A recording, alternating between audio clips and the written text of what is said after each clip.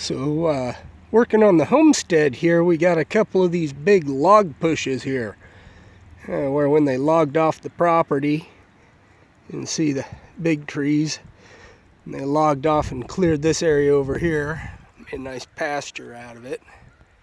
Anyways, they didn't do a good job of burning up the slash pile, and, well, what do you do with a big ugly thing like that? Good thing we learned about Hugelkulture. So, what we've been doing is just going ahead and rounding up all the debris we can into this pile. And we've got it terraced up into, maybe 4 or 5 levels of Hugelkulture raised garden goodness. There it starts breaking. Navigate the mush.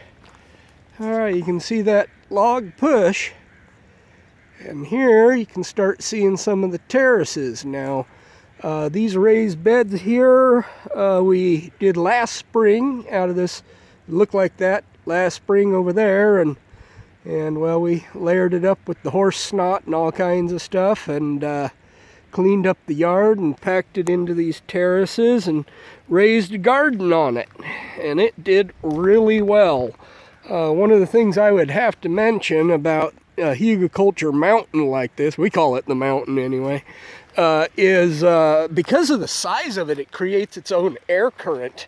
And toward the end of the season, our squash plants went like a full month longer than any of the neighbors before getting like that powdery mildew or whatever. And I think that's because, that and the size of this thing just causes an air draft up and over and through everything, just kind of really nice. Not to mention all the nutritive benefits of the Hugelkulture.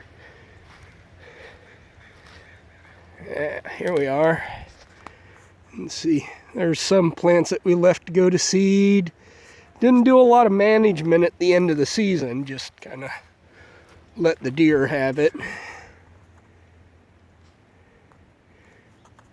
Yeah, the mountain.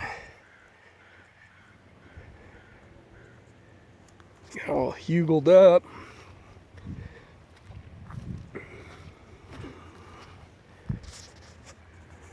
Yeah. Here in a sec, I'll go up to the top and get a view for you. So, we're getting it ready for this season. This will be our second year growing in these beds. They're looking really good. Oh yeah, look at that. What a good way to deal with an old log push. 20 years and this gets tired or whatever, just be able to dig into it and make another one out of the compost heap. So let's go around this side a little.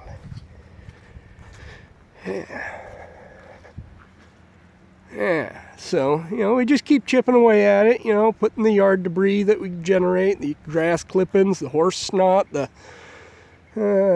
sticks and brambles and all of that. Keep filling it in, terracing it out.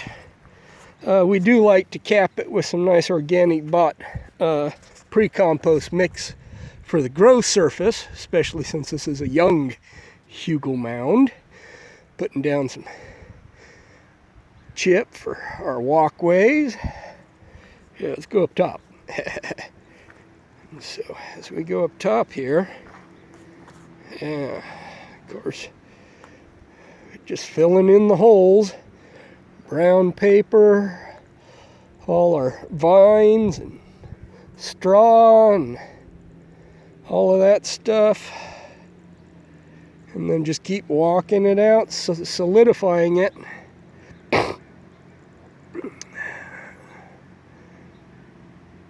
Let me get over this edge here. Yeah, look at that. Remnants of a scarecrow.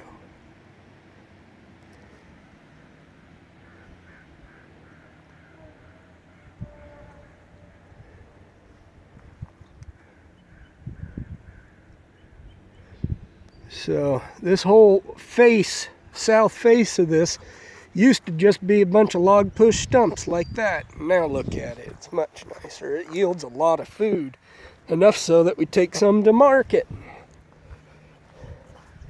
share it at the local community mart.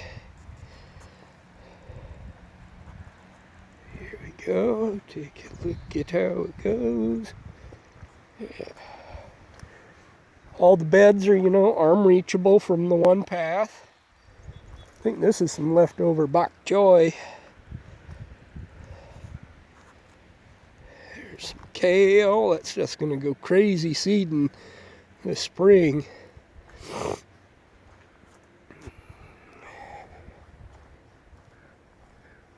Yeah. Mountain. What to do with a Pacific Northwest log push, right? Hugel it up, man. Hugel it up. Cool thing about Hugels, it's a lazy man's gardening method. You don't have to grind your logs into chips. You gotta orient them how you want them. Yep. Now that is one mountainous Hugelkulture bed right there. Alright, there we go. Look at that thing. Boom.